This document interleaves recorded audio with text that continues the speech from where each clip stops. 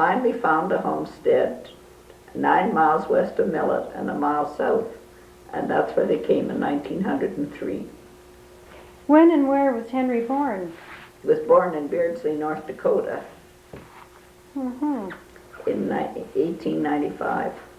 Could you briefly tell us a little bit more about his parents, as they were millet pioneers?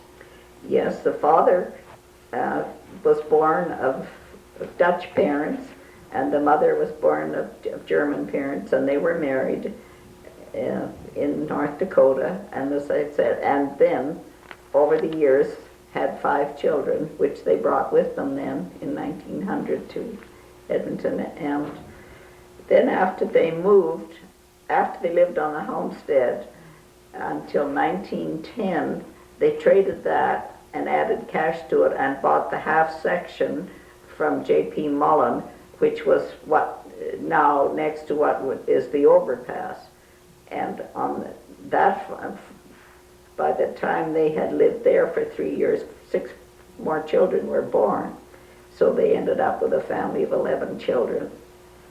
While they were on the homestead, they were on the trail that led to the lumber camps.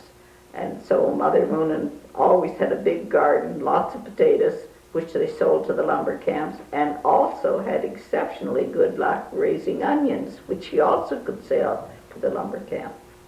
Did they not haul the lumber into Millet? The lumber came from Pigeon Lake to Millet. And by the time Henry was 12, he was on that lumber trail with his father and 2 other brothers. So his education was pretty skimpy. Was that the Mullen lumber yard, or was it the Rowley? No, it was Rowley's Rowley yard that they came to. Could you tell us about the rodeo in Oregon in 1919 that Henry went to after he came home from World War I? Oh yes, he was looking for adventure, and so they got down into Washington and then into Oregon, and he rode in the rodeo and was successful in winning a silver mounted saddle. And he and now I can't think of the man's name, but anyhow, the 2 of them had gone down there with a motorcycle. But before they got back to Alberta, they had to sell the saddle in order to get enough gasoline to get back to Alberta to go home. And he also had gone down there and drove 20 mules on a combine, and they worked the harvests for a month or so. But they came back then in time to harvest their own crops here in Alberta, in Millet. Is it true that he sold 12 horses to buy a plow? Oh, I'm sure it would be true.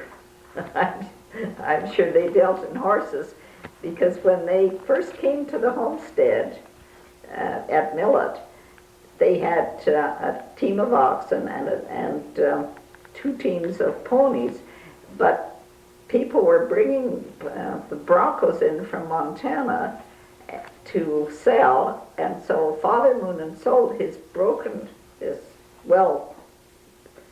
horses for these Montana broncs, so anywhere from 25 cents to $2, and he would bring them home and break them in, put them on the lumber trail till he had them well broken in, take them back down to the sale, and come home with more broncos. So dealing with horses was part of their life.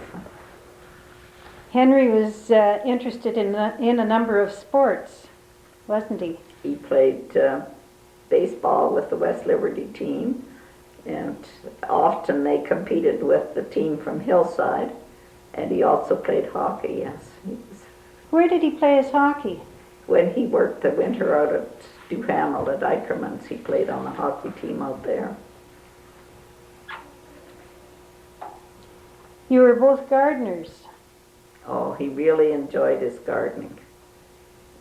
His mother told me that when he was a little boy, he planted pansies on the homestead, and then he wove willows to cover the pansies so the rabbits wouldn't eat them.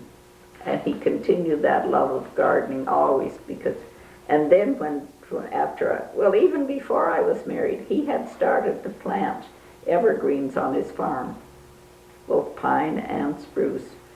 And by the time he gave up planting them, he had put in about 2,500 evergreens on that quarter of land.